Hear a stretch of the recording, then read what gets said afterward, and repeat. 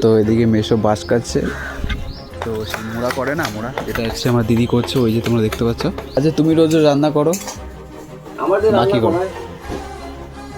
তো লজ্জা করে না? হ্যাঁ বাবার দিয়ে রান্না করো, তোমার লজ্জা করে না? তা খাই বলে কি রান্না করতে? তো এখানে হচ্ছে পিঠে কুলি, সেই শীতকালে যেরকম পিঠে কুলি হয় তো সেটা বানাচ্ছে। Good morning, welcome to my new blog. তো উঠে গেছে এখন ঘুম থেকে, আর উঠে যাওয়ার পরে দেখি মা কি করছে, বাবা কি করছে, চলো দেখা যাক। তো বাবা এদিকে রান্না করছে রোজকার মতন, আর এদিকে মা খাচ্ছে। কি রান্না হচ্ছে আজকে? বাঁধাকপি, ডাল, লাউয়ের তরকারি। আচ্ছা তুমি রোজ রান্না করো, মা কি করো? তো লজ্জা করে না? হ্যাঁ বাবার দিয়ে রান্না করো, তোমার লজ্জা করে না? তা খাই বলে কি রান্না করতে?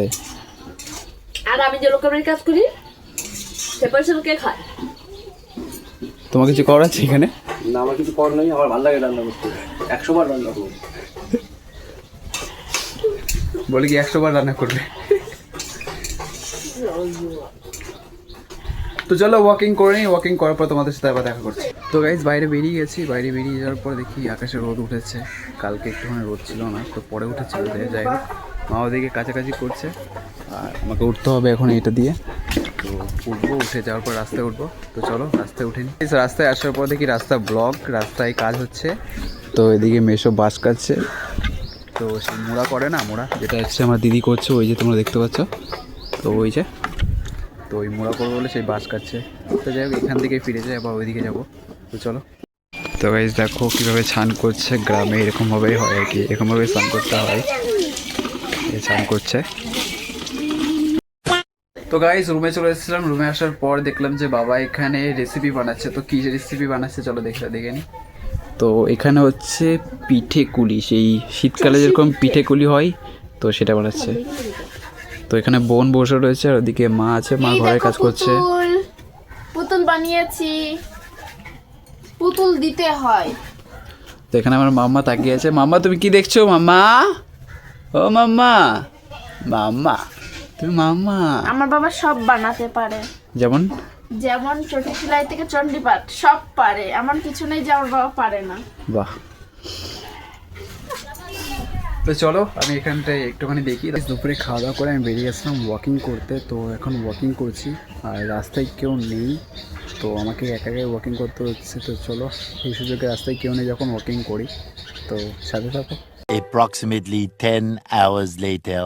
তো গাইস চলে এসেছিলাম রুমে, আর রুমে আসার পর মা এদিকে সন্ধ্যা দিচ্ছে, আর এদিকে বোন বসে আছে, মামামকে খাওয়াচ্ছে, আর এদিকে আমার বাবা তো ঘুমিয়ে আছে। কি অন্ধ নাকি তুই? আমি খাওয়াচ্ছি ওকে, আমি ওকে।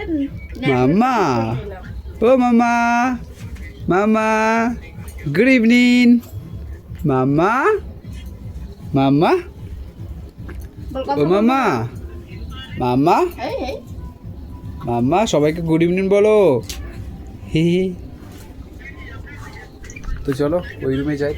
তো গাইস চলে এসেছিলাম রুমে, আর রুমে আসার পরে আমার কিছু কাজ ছিল সেটাকে কমপ্লিট করলাম। কমপ্লিট করার পর আমার বোন নিয়ে এসে কি, চলো সেটাকে রিভিল করি। তো এই চেক করো গাইস, আজকে কি আছে খাবারে? চুষি পিঠা আর শুকনো পিঠা আর গুড়।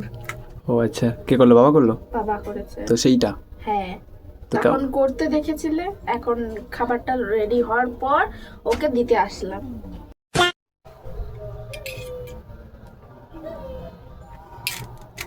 তো গাইস ইটস ফ্যান্টাস্টিক।